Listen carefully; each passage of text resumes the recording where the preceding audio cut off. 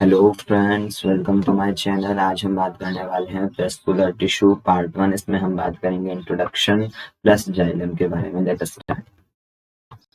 तो सबसे पहली चीज की जो वेस्कुलर बंडल है उसमें अगर हम कंपोनेंट्स की बात करें तो वेस्कुलर बंडल के दो कंपोनेंट हम मान के चलते हैं। पहला है जाइलम एंड दूसरा है फ्लोएम।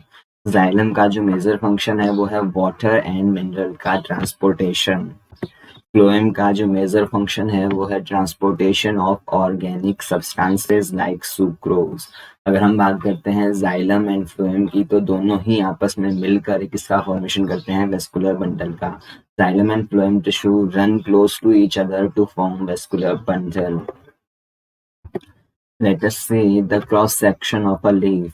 अगर हम बात करें इस पूरे स्ट्रक्चर की तो इसको हम कहते हैं वेस्कुलर बंडल। और वेस्कुलर बंडल में जो ये अपर वाला पार्ट है इसको हम कह सकते हैं लीफ की। अगर हम बात कर रहे हैं तो ये वाली साइड है एडेक्सियल साइड और ये वाली साइड है आपके एबेक्सियल साइड। तो हम जानते हैं कि जो एडेक्सियल साइड होती है उस और आपके जाइलम प्रेजेंट रहता है, और जो एबेक्सियल साइड है वहां पे आपके फ्लोएम प्रेजेंट रहता है। अगर हम जाइलम के फंक्शंस की बात करते हैं तो ये transport of water and minerals and salt कहाँ से कहाँ तक, रूट टू लीफ, यहाँ पे इनका फंक्शन आपको ध्यान में रखना है। अगर हम बात करें नेक्स्ट फ्लोएम की तो फ्लोएम है आप जानते हैं एक्सियल साइड की और होता है, और इसका जो फंक्शन है वो है ट्रांसपोर्ट ऑफ ऑर्गेनिक सब्सटेंसेस। और जनरली ये कहाँ से कहाँ तक होगा, from the leaf towards the organs जो कि फूड का स्टोरेज करेंगे और जिनको फूड की रिक्वायरमेंट रहेगी।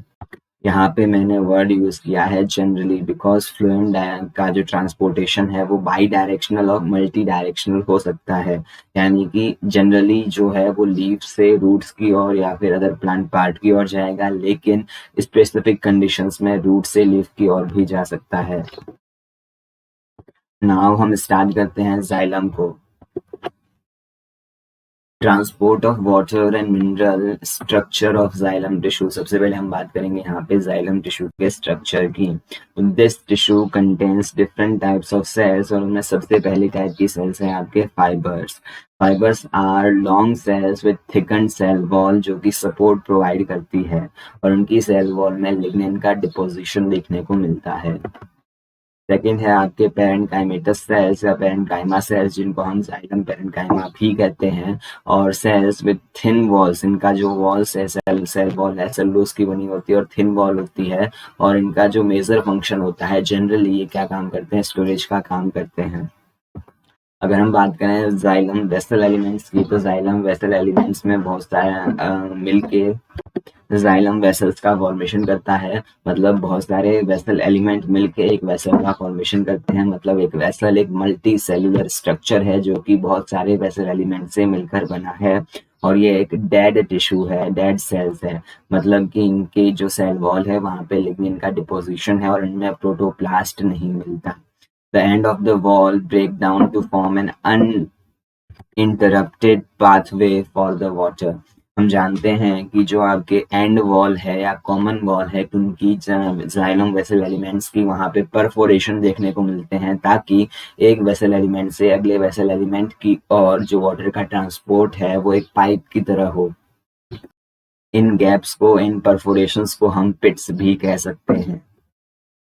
हम जानते हैं कि एज अ नीट एस्पायरेंट हमारे लिए एनसीईआरटी की जो लाइन्स है वो सबसे ज़्यादा इम्पोर्टेंट है। और खासकर अगर हमें बात करूँ तो बायोलॉजी के केस में तो हम बात करते हैं जाइलम के रिगार्डिंग एनसीईआरटी की लाइन्स की।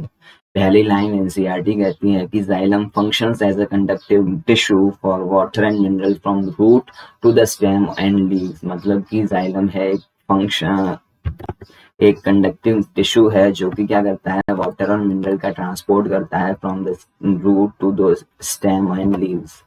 अगर हम बात करें इनके अदर फंक्शंस की तो हम जानते हैं कि जाइलम के 4 कंपोनेंट में से 3 कंपोनेंट में लिग्निन का डिपोजिशन है।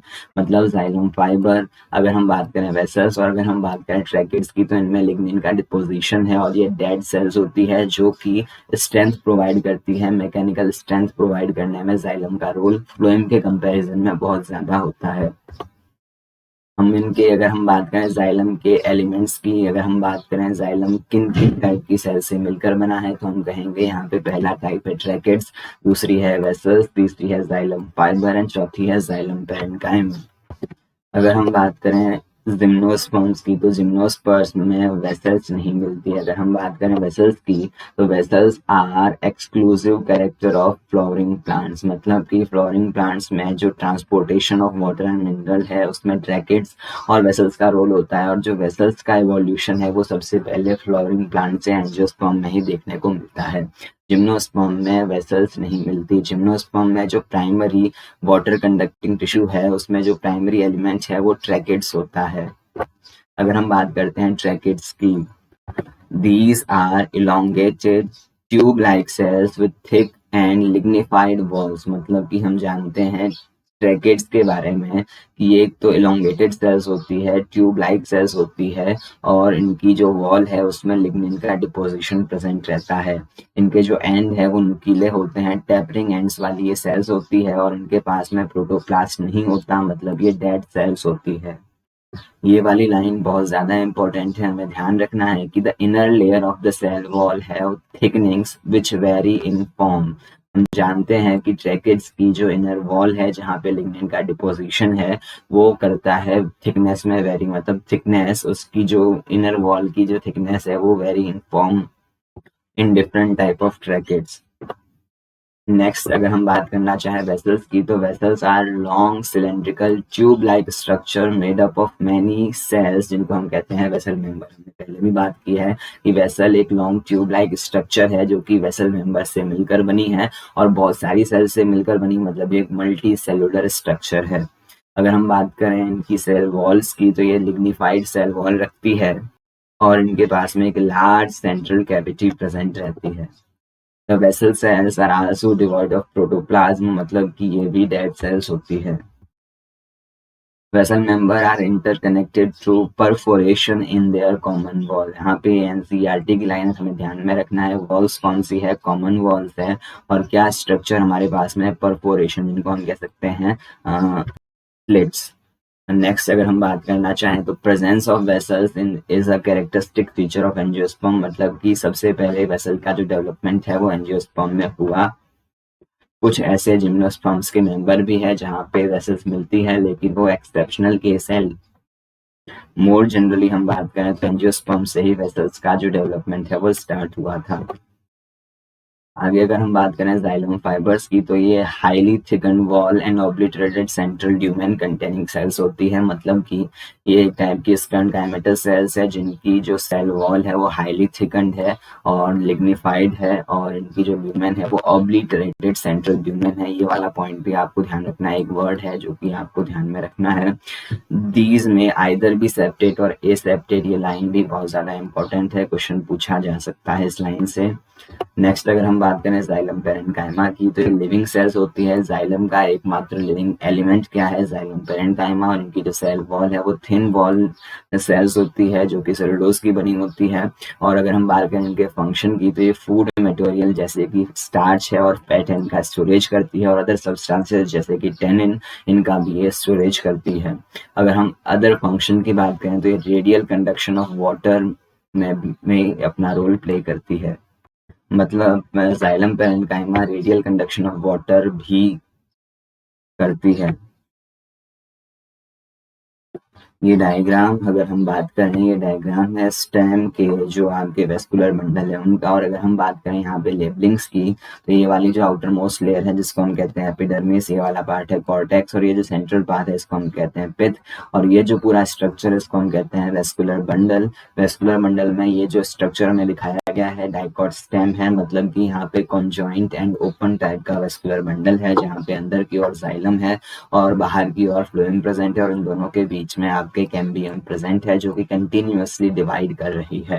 अगर हम बात करें एनसीईआरटी की लाइंस की जो कि जाइलम के रिगार्डिंग है, तो एनसीईआरटी कहती है कि जो प्राइमरी जाइलम है उसके पास में दो कंपोनेंट होते हैं या दो टाइप्स के होते हैं प्राइमरी जाइलम। पहला है प्रोटोजाइलम और दूसरा है मेटाजाइलम।